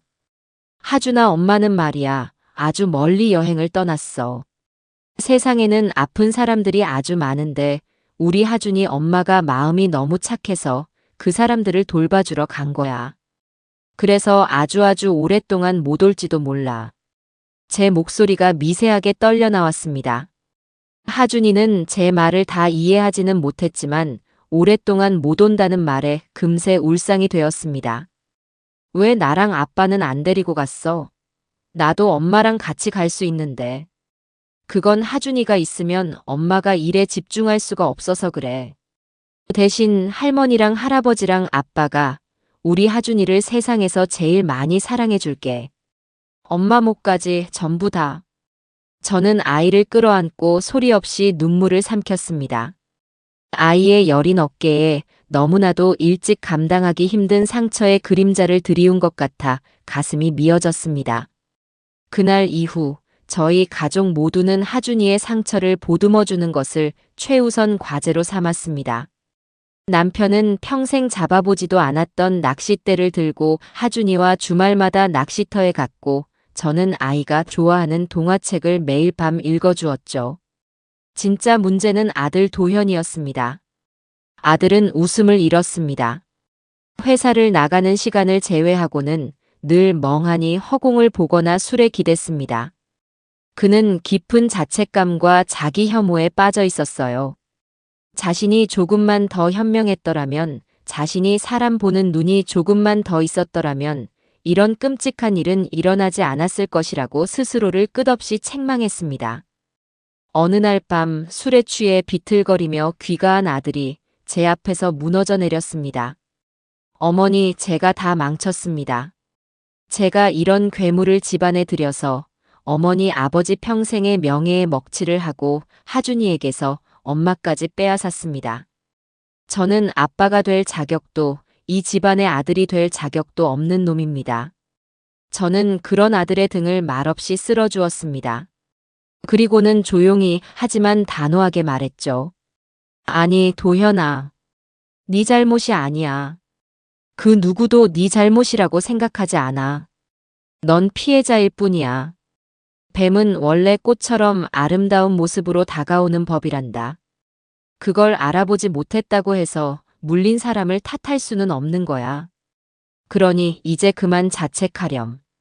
네가 무너지면 하준이는 누가 지키니? 네 뒤에는 엄마 아빠가 굳건히 버티고 서 있으니 너는 다시 일어서기만 하면 돼. 제 위로에 아들은 어린아이처럼 제 품에 안겨 한참을 울었습니다. 그 눈물은 아들의 상처 입은 영혼을 씻어내는 정화의 눈물이었을 겁니다. 그날 이후 아들은 조금씩 기운을 차리기 시작했습니다. 술을 끊었고 하준이와 더 많은 시간을 보내려 노력했습니다. 어리숙하고 순진하기만 했던 제 아들이 거센 비바람을 맞고 난 뒤 더욱 단단해진 나무처럼 듬직한 가장이자 아빠로 거듭나고 있었습니다. 저는 그 변화가 아프면서도 한편으로는 대견했습니다. 시간이 흘러 남이와 최경호에 대한 법의 심판이 내려졌습니다.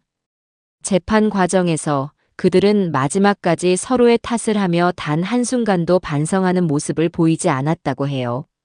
남이는 심지어 법정에서 자신이 이렇게 된 것은 모두 불행한 가정 환경과 자신을 믿어주지 않은 시댁 때문이라며 저희를 원망하기까지 했습니다. 그 뻔뻔함에 치가 떨렸지만 저는 굳이 재판에 나가 그 추악한 얼굴을 다시 보고 싶지는 않았습니다. 결국 두 사람은 특정 경제범죄 가중처벌법상 사기 혐의로 각각 징역 15년과 12년이라는 중형을 선고받았습니다. 그들이 저지른 죄에 비하면 턱없이 부족한 형량이라고 생각했지만 그래도 그들이 인생의 가장 빛나는 시기를 차가운 감옥에서 보내게 되었다는 사실이 작은 위안이 되었습니다. 이제 그들은 더 이상 저희 가족의 삶에 그 어떤 영향도 미칠 수 없는 그저 과거의 망령일 뿐이었습니다. 모든 것이 끝나고 저희 가족은 처음으로 다 함께 짧은 여행을 떠났습니다. 동해의 작은 바닷가 마을이었죠. 하준이는 오랜만에 보는 바다에 신이 나 모래사장을 뛰어다녔고 아들은 그런 아이의 모습을 보며 오랜만에 환하게 웃었습니다. 남편과 저는 그런 두 사람의 뒷모습을 파도 소리를 들으며 조용히 바라보았어요. 상처는 깊었지만 시간은 흘렀고 우리는 살아남았습니다. 그리고 서로가 곁에 있었기에 앞으로도 살아갈 수 있을 겁니다. 바다는 저희가 흘렸던 눈물을 모두 받아주려는 듯 끝없이 넘실거리고 있었습니다. 차가운 법의 심판이 내려지고 끔찍했던 사건이 언론의 관심사에서 멀어진 뒤에도 저희 가족의 시간은 한동안 과거에 묶여 있었습니다. 겉으로는 평온을 되찾은 듯 보였지만 눈에 보이지 않는 상처의 후유증은 생각보다 깊었죠.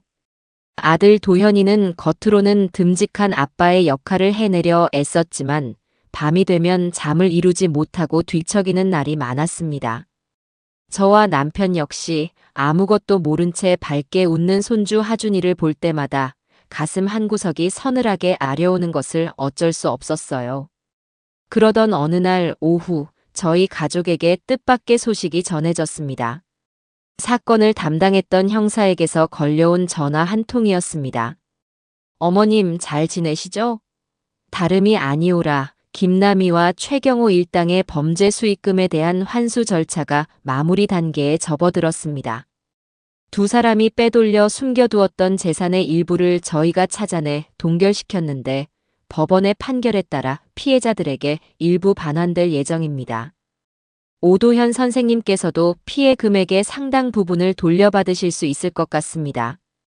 저는 제 귀를 의심했습니다. 이미 공중으로 흩어져 버렸다고 다시는 찾을 수 없을 거라고 생각했던 돈이었습니다. 그 돈은 단순한 재산이 아니었어요. 제 아들이 평생 성실하게 일해 모은 피와 땀이었고 저희 부부가 아들의 미래를 위해 보태주었던 사랑의 증표였습니다. 그 돈이 악마의 소나기에서 다시 돌아온다는 사실에 저는 저도 모르게 수화기를 붙잡고 눈물을 흘렸습니다. 며칠 뒤 아들은 경찰서와 은행을 오가며 필요한 법적 절차를 밟았습니다. 그리고 마침내 아들의 통장으로 거액의 돈이 다시 입금되었습니다. 하지만 돈을 되찾았다는 기쁨도 잠시, 아들의 표정은 오히려 더 어둡고 복잡해 보였어요. 그날 저녁 아들은 저와 남편을 조용히 불렀습니다.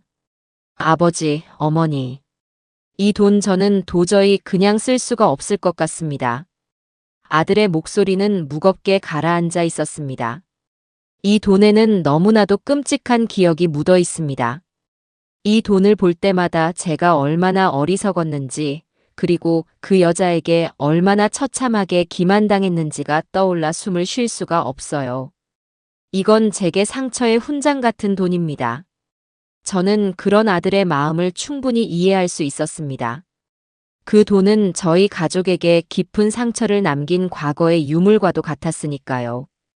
아들은 잠시 말을 고르더니 결심한 듯한 표정으로 저희를 보며 말했습니다. 그래서 생각했습니다. 이 상처를 더 의미 있는 것으로 바꿀 방법을요. 이 돈의 일부를 저희와 같은 아픔을 겪고 있는 다른 사람들을 위해 쓰고 싶습니다. 아들은 저희 앞에 작은 책자 하나를 내밀었습니다. 금융사기 피해자 지원센터라고 적힌 안내 책자였죠. 아들은 지난 며칠간 자신과 같은 사기 범죄 피해자들이 법의 보호를 제대로 받지 못하고 고통 속에서 살아가고 있다는 사실을 알게 되었다고 했습니다. 그들은 돈뿐만 아니라 인간에 대한 믿음과 삶의 희망까지 모두 잃어버린 사람들이었죠. 제가 겪은 고통에 비하면 아무것도 아닐지 모르지만 그래도 이 돈이 그분들에게 작은 위로와 다시 일어설 용기가 될 수 있다면 저도 제 과거의 상처에서 조금은 자유로워질 수 있을 것 같습니다. 그 말을 하는 아들의 얼굴에서 저는 이전에는 볼 수 없었던 깊이와 단단함을 보았습니다. 아들은 더 이상 상처에 주저앉은 피해자가 아니었어요. 자신의 아픔을 딛고 일어나 다른 사람의 상처까지 보듬을 줄 아는 진짜 어른으로 성장해 있었습니다. 저와 남편은 말없이 서로를 마주 보았습니다. 저희의 눈에는 뜨거운 눈물과 함께 아들에 대한 대견함과 자랑스러움이 가득 차 있었죠. 다음 날 저희 세 사람은 함께 그 지원센터를 찾아갔습니다. 아들은 자신의 이름이 아닌 또 다른 피해자라는 익명으로 거액의 기부금을 전달했어요. 센터의 소장은 저희의 손을 잡고 몇 번이고 감사 인사를 전했습니다. 기부 증서를 받아든 아들의 얼굴에는 오랜만에 정말 오랜만에 후련하고 평온한 미소가 떠올랐습니다.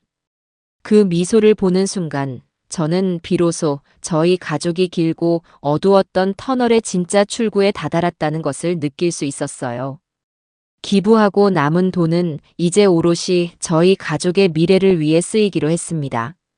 특히 이 모든 비극의 가장 큰 피해자라고 할 수 있는 손주 하준이를 위해서였죠.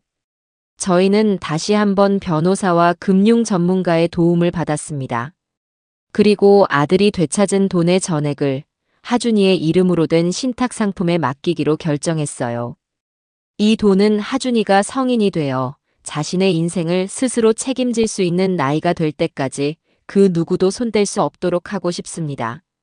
아이의 대학 학자금으로 그리고 사회에 첫 발을 내디딜 때 든든한 기반이 되어주도록 말입니다.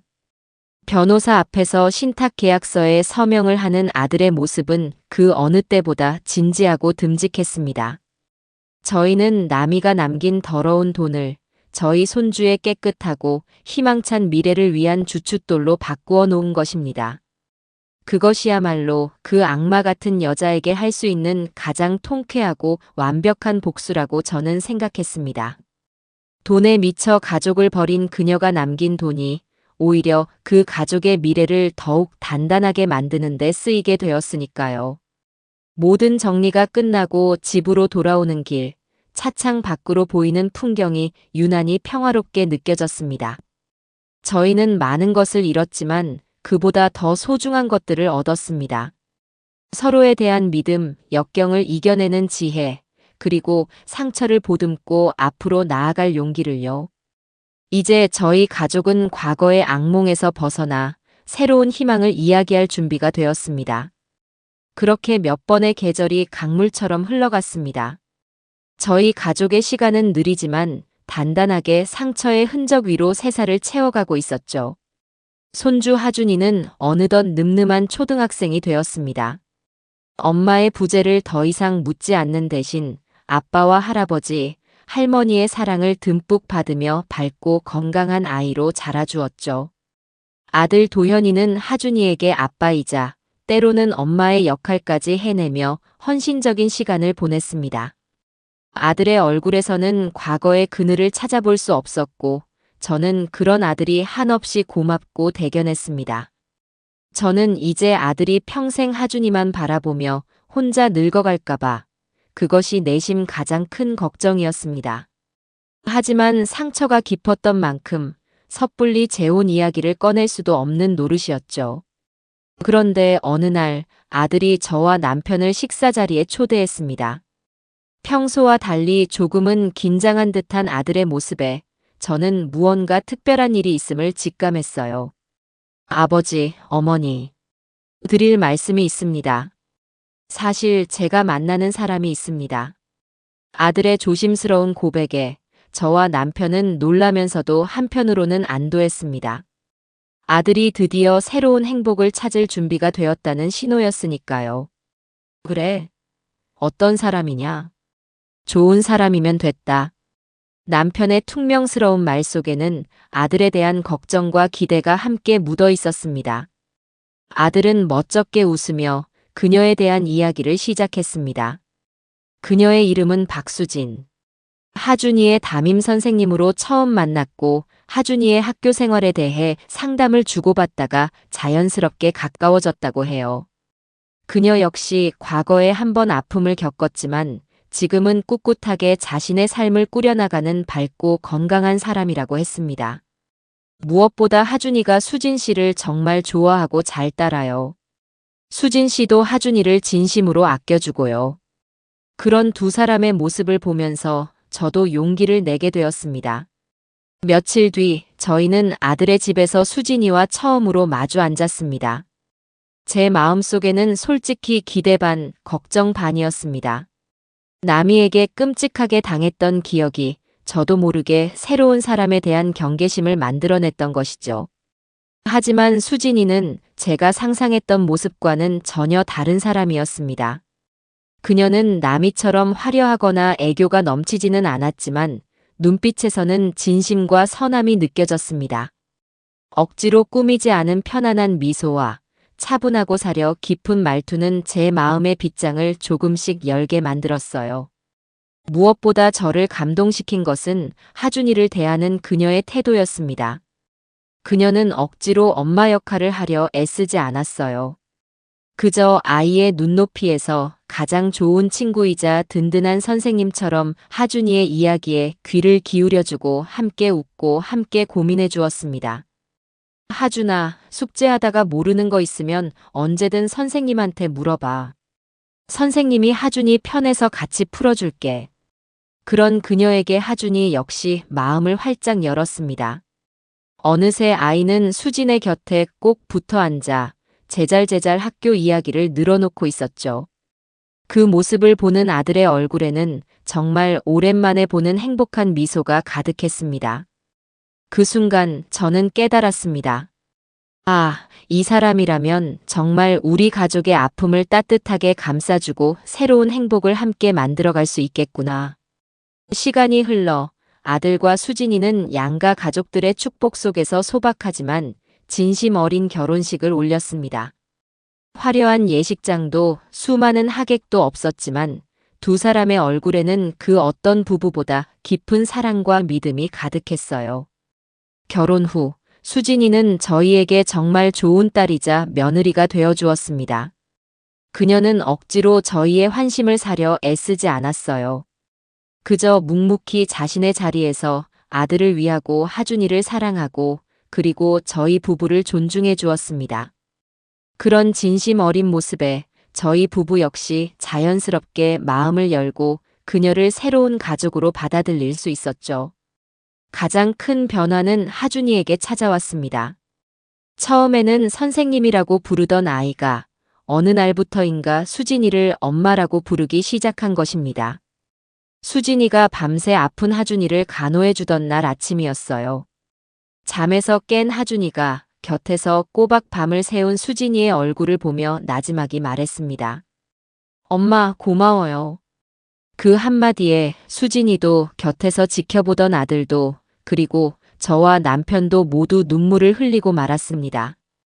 그것은 슬픔의 눈물이 아닌 기쁨과 감사의 눈물이었죠. 우리 가족의 길고 길었던 상처가 드디어 완전히 아물게 되는 순간이었습니다. 어느 날 저녁 새 며느리인 수진이가 조용히 제 손을 잡으며 말했습니다. 어머님, 제가 이런 행복을 누리게 된 건 다 어머님 덕분이에요. 어머님께서 그때 그 힘든 시간을 지혜롭고 용감하게 이겨내 주셨기 때문에 지금의 저희 가족이 있는 거잖아요. 어머님의 강인함을 그리고 가족을 지키려는 그 마음을 평생 존경하고 배우며 살겠습니다. 저는 말없이 새 며느리의 손을 마주 잡았습니다. 혈연으로 맺어진 가족이 제게 남긴 것은 지독한 상처와 배신감이었지만 피 한 방울 섞이지 않은 이 새로운 며느리는 제게 진정한 위로와 행복을 가져다 주었습니다. 저는 비로소 깨달았습니다. 진정한 가족이란 그저 법적인 서류나 핏줄로 묶인 관계가 아니라 서로의 아픔을 보듬고 기쁨을 함께 나누며 서로의 삶을 진심으로 응원해주는 것이라는 사실을요. 새로운 가족과 함께하는 시간은 평화롭게 흘러갔습니다. 과거의 악몽은 이제 아득한 예시야기처럼 느껴졌고 저희는 현재의 소소한 행복에 감사하며 하루하루를 살아가고 있었죠. 그런데 그러던 어느 날 평온했던 저희 집에 과거의 망령이 불쑥 찾아왔습니다. 우편함에 꽂혀 있는 낯선 교도소의 소인이 찍힌 편지 한 통이었습니다. 보낸 사람의 이름은 제가 세상에서 가장 지우고 싶었던 이름, 김남이었습니다. 순간 심장이 철렁 내려앉았습니다. 10년 가까운 세월이 흘렀는데 이제 와서 대체 무슨 할 말이 있다는 걸까요? 혹시나 하는 마음에 가슴이 불안하게 뛰기 시작했습니다. 저는 남편과 아들 몰래 그 편지를 들고 제 방으로 들어왔습니다. 혹시나 반성하고 용서를 구하는 내용이라면 그래서 제 마음이 흔들리게 된다면 어쩌나 하는 어리석은 생각마저 들었죠. 떨리는 손으로 편지 봉투를 뜯었습니다. 하지만 그 안에는 제 기대를 무참히 박살내는 내용이 담겨 있었습니다. 편지는 용서를 구하는 참회록이 아니었습니다. 저와 제 가족을 향한 지독한 저주와 악담으로 가득 찬 증오의 배설물이었습니다. 윤정숙 씨, 당신 때문에 내 인생이 망했어. 당신만 아니었다면 나는 지금쯤 행복하게 잘 살고 있었을 텐데. 당신이라는 늙은 여우만 없었더라면. 당신은 내게서 내 남편과 내 아들, 그리고 내 돈까지 모든 것을 빼앗아갔어. 내가 이 차가운 감옥에서 매일 밤 어떤 심정으로 잠드는지 알아? 당신과 당신 가족들이 불행해지는 상상을 하면서 버티고 있어. 내가 여기서 나가는 날, 당신들은 모두 무사하지 못할 거야. 평생 나를 저주하며 고통 속에서 살게 될 거라고. 편지를 읽어 내려가는 내내 제 손이 분노로 부들부들 떨렸습니다. 10년이라는 시간 동안 저 여자는 단 한순간도 자신의 죄를 뉘우친 적이 없었던 겁니다. 자신의 탐욕과 죄악으로 스스로 무너졌으면서 그 모든 책임을 아직도 저희에게 돌리고 있었어요. 심지어 도현이를 내 남편, 하준이를 내 아들이라고 칭하는 그 뻔뻔함에 헛웃음마저 터져 나왔습니다. 하지만 신기하게도 예전처럼 심장이 찢어지는 듯한 고통이나 분노는 느껴지지 않았습니다. 그저 나와는 전혀 다른 세상에 사는 미친 여자의 광기 어린 독백을 읽는 듯한 기묘한 거리감만이 느껴질 뿐이었죠. 편지 마지막 장에는 추신이라며 이런 글이 적혀 있었습니다. 내 아들 하준이는 잘 있어? 당신 같은 할머니 밑에서 어떤 애로 자라고 있을지 안 봐도 뻔하군. 불쌍한 내 아들. 그 구절을 읽는 순간 제 마음속에 남아있던 한 톨의 연민마저 완전히 사라졌습니다. 그리고 저는 이 지긋지긋한 악연을 이번에야말로 제 손으로 완벽하게 끝내야겠다고 결심했습니다. 저는 답장을 쓰는 대신 거실의 앨범에서 사진 한 장을 꺼냈습니다. 바로 지난 주말 저희 가족 모두가 수목원으로 나들이를 가서 찍은 사진이었습니다. 사진 속에는 남편과 제가 가운데에 앉아 환하게 웃고 있고 그 옆으로 아들 도현이와 새 며느리 수진이가 다정하게 서 있었습니다. 그리고 가장 앞에는 훌쩍 자란 하준이가 새로운 엄마의 손을 꼭 잡고 세상에서 가장 행복한 미소를 지으며 V자를 그리고 있었죠. 그 어떤 설명보다도 완벽한 우리 가족의 행복을 증명하는 사진이었습니다. 저는 그 사진을 깨끗한 편지 봉투에 넣었습니다. 그리고는 아무런 글도 쓰지 않은 채 오직 그 사진 한 장만을 넣어 봉투를 봉했습니다. 주소란에는 김남희가 있는 교도소의 주소를 정확하게 적었죠. 다음 날 아침 저는 산책을 나가는 길에 그 편지를 우체통에 넣었습니다. 쿵 하고 편지가 떨어지는 소리가 마치 제 과거에 찍는 마지막 마침표 소리처럼 들렸습니다. 너는 내가 만든 지옥에서 영원히 저주를 퍼부으며 살아가라고.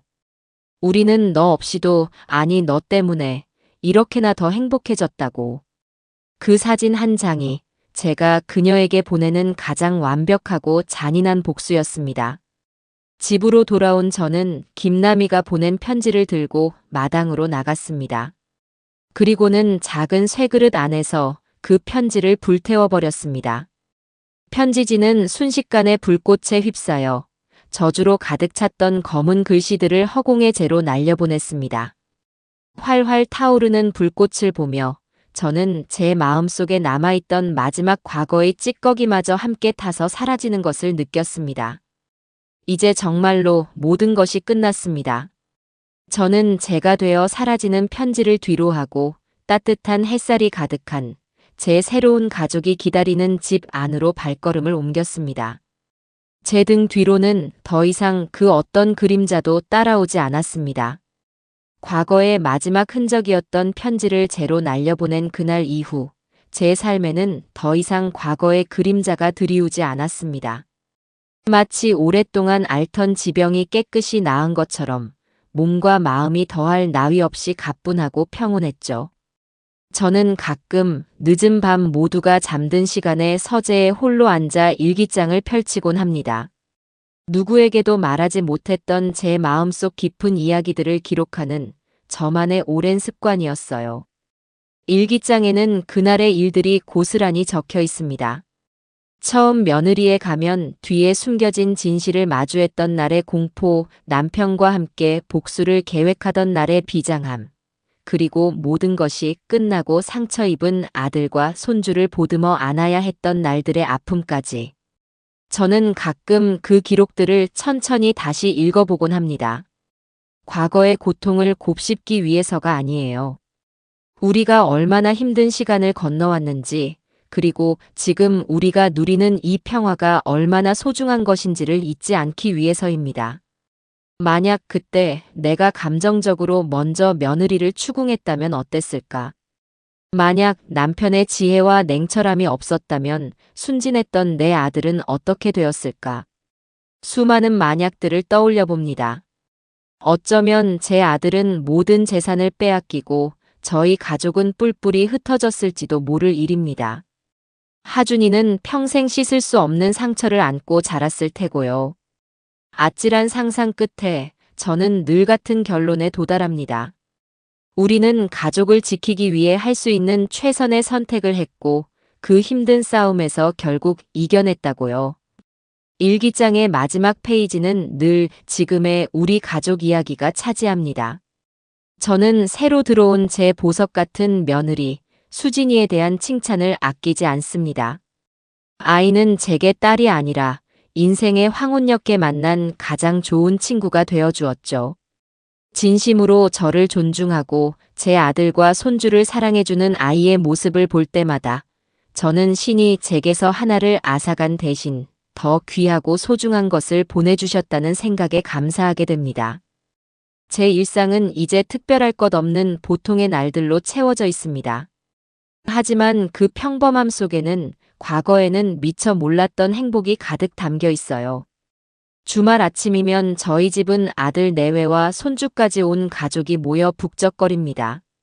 이제는 제법 청년의 티가 나는 하준이는 아빠보다도 훌쩍 큰 키로 할아버지인 남편과 농담을 주고받고 며느리 수진이는 제 옆에 꼭 붙어 앉아 주방 일을 도우며 조잘조잘 세상 사는 이야기를 들려주곤 하죠. 어머님, 이번에 하준이 학교에서 학부모 참관 수업이 있는데 어머님이랑 아버님도 같이 가시면 안 돼요?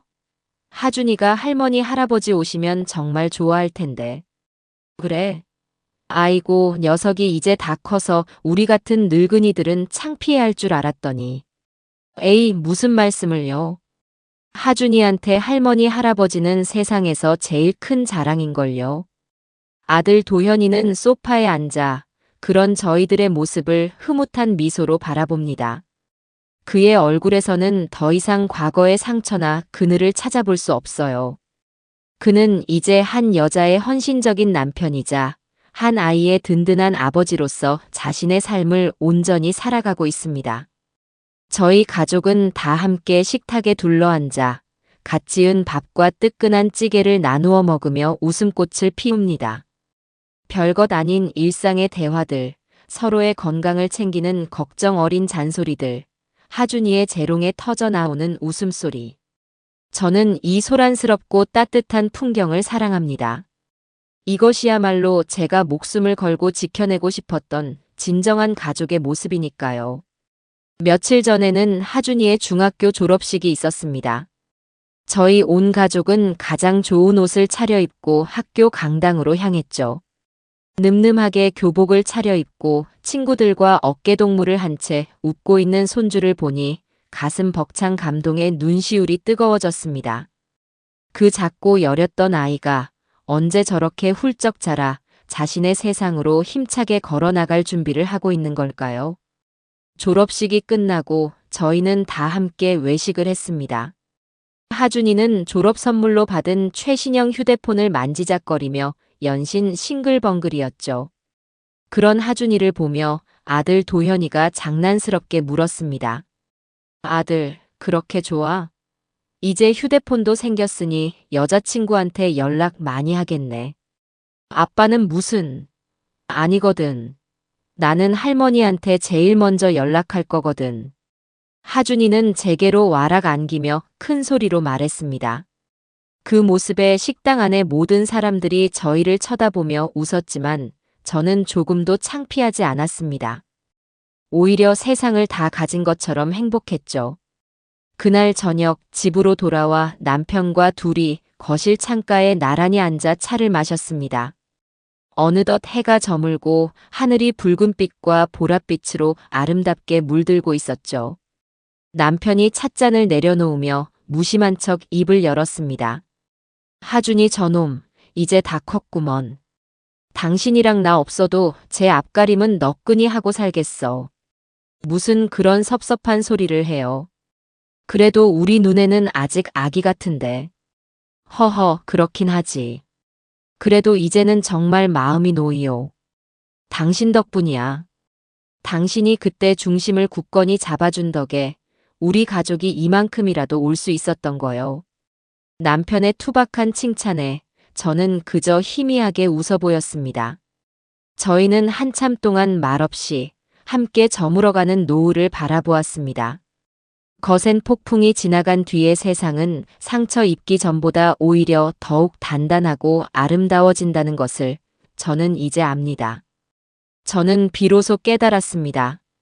진정한 복수란 나를 해한 상대를 파멸시키는 것에서 끝나는 것이 아니라는 것을요. 진정한 복수는 그들 없이도, 그들에 대한 기억조차 없이도 내가 이토록 완벽하게 행복해지는 것임을. 저는 마침내 제 인생의 마지막 페이지를 장식할 평화라는 이름의 행복을 찾았습니다. 그리고 그 행복은 사랑하는 내 가족들 곁에서 오늘처럼 평범한 하루하루를 감사하며 살아가는 지금 이 순간에 있었습니다. 노을빛에 물든 남편의 주름진 얼굴을 바라보며 저는 그의 손을 가만히 잡았어요. 그것으로 충분했습니다. 제 인생은 더할 나위 없이 완벽해요.